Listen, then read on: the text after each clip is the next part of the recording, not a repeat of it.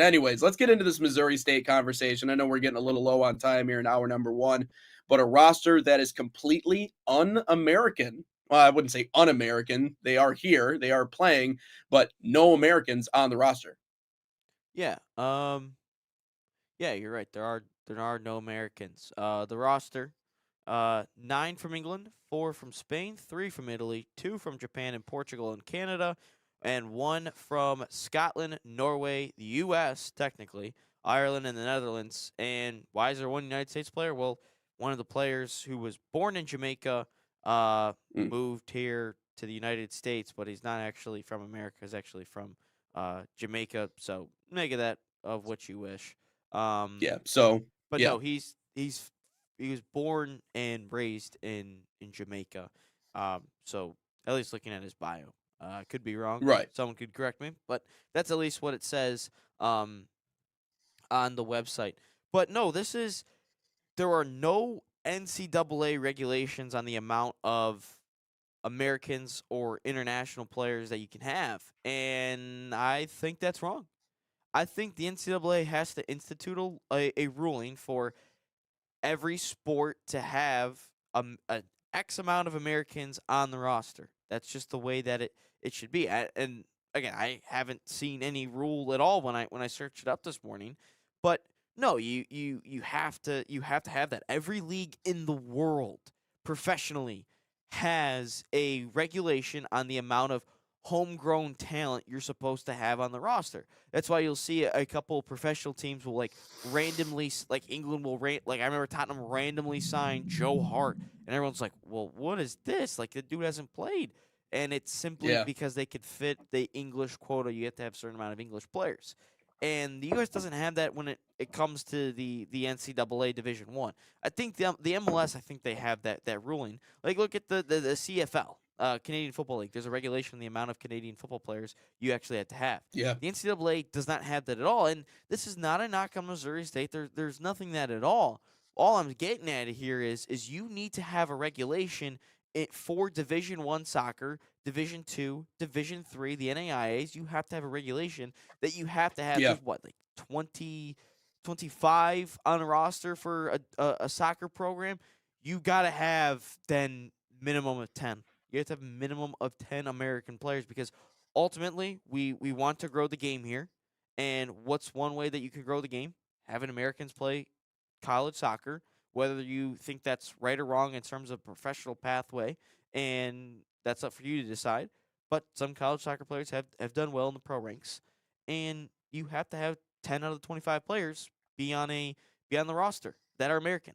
It can't all be international. So these players can be really good for all I know, but I'm just saying you have to have a regulation on the amount of Americans on a Division One soccer team.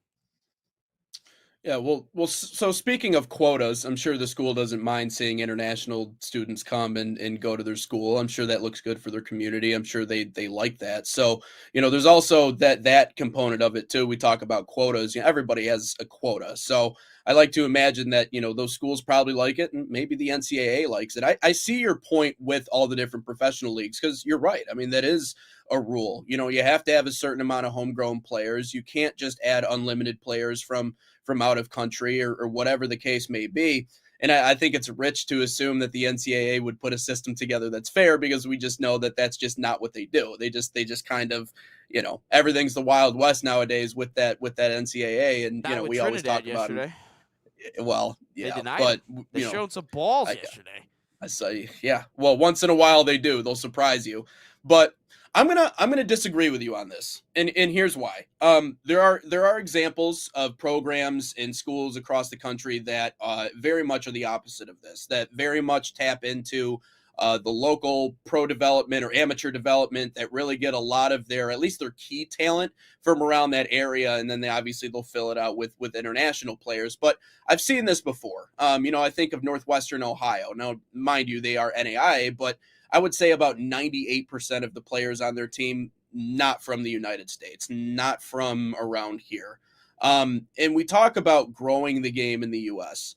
The question of, and I saw a couple of people say this when we have these conversations, maybe we don't give non-Americans, Europeans, wherever it may be across the world, maybe we don't give those players or those people influencing our game enough credit. Because with them coming here to play raises the level of play everywhere that you go. If they are very good players, which they are. I mean, obviously they Eh, came up in different schools of football If you're good across in the Europe, you world ain't coming to America. to go to an American university and get a degree. What do you mean? Uh, Nate, what the You Nate? don't think If you are they good, want to live in the United States? Nate, if you are a good soccer player in Europe, you do not come to the United States to play soccer. These are Well, these players are the throwaways. Like if you are a good European soccer player, you do not come to the United States. well, There's no clearly they're way. taking a roster spot away from an American, right? So they have to be okay. But the if if so you're saying they're better they're probably better than America. Most of these players are all going pro. But we're talking about if you there has to be a roster limit. There has to be. No, I understand the want to create opportunities for American players, but if you're not on the same level as that kid from Italy or the kid from Africa or the kid from Europe, then you're not on the same level. Like But I don't. what I'm arguing is just because we are taking then just the scraps of all the European players and bringing them over to the United States. That's what basically what we're doing. Yeah, they might be scraps over there, but maybe here they're not scraps. I'm just talking about like compared to the options that they have. And it also a lot of this might come down to the part of the country they're in. I mean, it just might be that their pipelines are not very strong in terms of be a real thing. I mean, Washington's a different story. You got a lot of great clubs out there. Florida is obviously a different story. You got different parts of the country. But no, just the way that I see it is that if you don't like it, well then do something about it. Raise your game. Like this is going to put pressure on American players to continue to get better. There's If you're talking about a bias against American players, then I can see where you're coming from with that. so And there's if a couple examples that I've heard from friends that have gone on to play college soccer or whatever. There's a couple examples that have said that yeah, their coaches favored the international players. Just because you have an accent doesn't mean you're a better soccer player yeah, than an that's American. fair. That's fair. That I'll give you that that. that Yep. doesn't mean anything. And Mm-hmm. I think that there's a bias within America that you have to have an accent to be a good soccer player. I genuinely think that. And Yeah. a lot of players have said that they have gotten the unfair treatment from these coaches because of the international players. Some of the international Yeah. players might not even be good. I've I've technically been in one environment where that's happened, and I didn't think the international players were that good. If I'm being Yeah. quite honest with you, Yeah. and it's not a high level, but there's a lot of international players and I think what it boils down to is a lot of people think just because you're from outside of the country that you're a better player than an American, and there has to be regulations on this because that ultimately continues to help to grow the sport. If is this going to grow the sport because international players are coming over here and taking American spots on roster sheets? No. If they're better, if a European soccer player is South American, because I know a lot of South Americans Yeah. are uh, are a part of this too, or a Yeah. player from Asia, are they ultimately better? If they're better, then sure, have the roster spot because ultimately the coach's job is to put the best product on the field. Yeah. But in most cases that I've just heard from people that's not the case, and they're Yeah. just taking it because they're from international play. But what I'm getting at here is the NCAA need again. Even if it happens, it's going to be a long process because it's the NCAA and they move super slow. But you have to have regulations on this. I think Yeah. that there's an MLS regulation on the amount of Americans you can have on a roster, but everywhere around the world has these spots. Yeah, there are a limit. So, and Canadian clubs too. So everywhere around the world, there is a regulation for domestic and homegrown players. Everywhere around the world, the NCAA is like, nah, we ain't doing none of that. I'm not saying that every single team needs to have 20 Americans on the 28-man roster. No, I'm not Yeah. saying that at all. But I think you have to have a minimum of 10 American players on a roster, because if what you're saying is the international players are so much better than the American players, then wouldn't these American players benefit by having international players on the roster? Wouldn't that help raise their game? But you're not even giving the Americans a shot to improve their game or learn from it, because you're just giving it all away to international players and you're not having a roster limit. So Yeah. you I have mean, to have a minimum of 10 players on a 28 man roster. Have to. I mean, yeah, I guess we can kind of go back and forth on what the numbers should be, but yeah, I can definitely see where you're coming from, and obviously the individual experiences of the people that you're mentioning means something. I'm not saying that doesn't mean anything.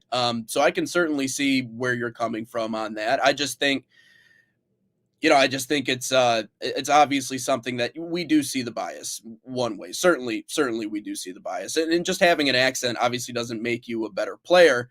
It's just for me, the counter question in my mind would be, well, and if an American is really worth it, I mean, if he's really, what he should be, wouldn't he go the USL route? Wouldn't he try to go the professional route as opposed to playing in college? So, there's that question too, because I feel like the best players from here are in those leagues and maybe not necessarily in the college ranks. Although I know I've said many times before that we need to pay more attention to the NCAA, which I agree. I do. There's a lot of great players there, but just something Yeah, to it's chew just on. like But if you're international player, your goal is not to play American collegiate soccer. Your goal is to continue to be in academies over there and go that way. I know we're at 10 yeah, o'clock here, but I just yeah, think that we have to give Americans a fair shout at all of this. And yeah, you have to have roster spots, because how does everybody else in the world have regulations except NCAA rosters?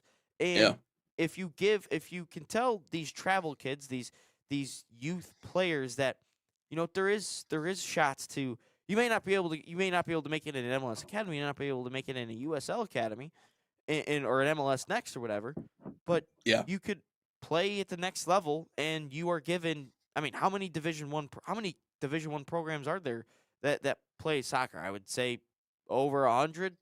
I don't yeah, know how many universities are in the country. hmm, I'd say over 200, maybe 300. I don't know, but that's still, if you give a minimum of 10 spots, we'll say 250. You yeah, still have that many kids that are going to go play soccer yeah, at the next level minimum. So yeah, I think that there needs to be regulations on this. And again, if these international kids are that good, they ain't coming here to play soccer. Like if I'm looking at it, this international player, if he's so much better than an American soccer player, he ain't coming here to go play soccer in a Division 1 program. yeah. He's Oh, going to try it over there. yeah. All I'll say is I do think the influence of the football slash soccer world outside of our continental borders has raised the level of our game here in the U.S. And we've seen it with Sure. managers, coaches that we've talked to. We've seen it with players. I mean, a lot of them have accents, and it's not just the players themselves. A lot of them are coaches, and so I agree. I agree, but I do think giving a fair shake to American players is important, certainly. So I can certainly see where you're coming from on that. But we'll get right when we come back.